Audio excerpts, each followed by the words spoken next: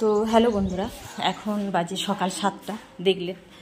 তো আজ বিষয়টা হচ্ছে, দেখুন সকাল 7টা বাজছে, আমি স্কুল যাবো 7:30টার মধ্যে। এই দেখুন পেঁয়াজে আলুতে পোস্ত করলাম, একটু সবজি ছিল, ডাল ছিল, টক ছিল, সেগুলো গরম করলাম।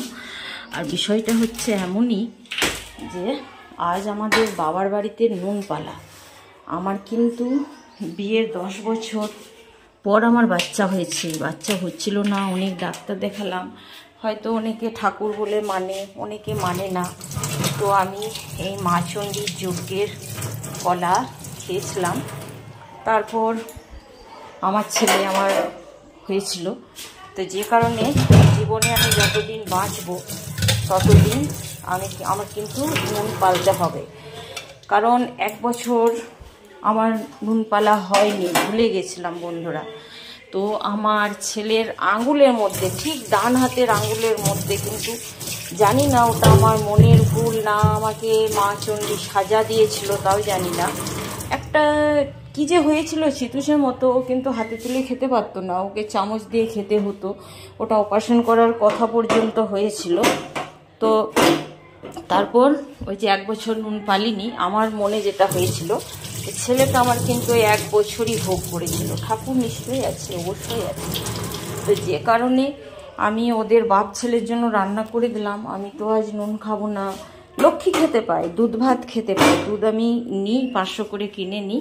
আজকে আরও 1 কিলো বলেছি যে এক্সট্রা যদি পাই তো আমাকে দিও, ভালো দুধ। কী হবে তাহলে, দুধ ভাতটা খেতে পাবো, শুধু নুনটা খেতে পাবো না, নিরামিষ খেতে হবে আর লবণটা খেতে পাবো না। তো যে কারণে গ্যাসটা আমি ধুলাম। এই ধুয়ে মুছে গিয়ে এবার আমি কি করব, আমি স্কুল থেকে এসে শুধু জাস্ট, যেহেতু শুধু দুধ ভাত খেতে পাবো, তো ওই যে আমিষ জিনিসগুলো ওইদিকে থাকলো, আমি গ্যাসে শুধু ভাতটা এসে চড়িয়ে দেব। স্কুল যেতে হবে তাড়াহুড়ো করে।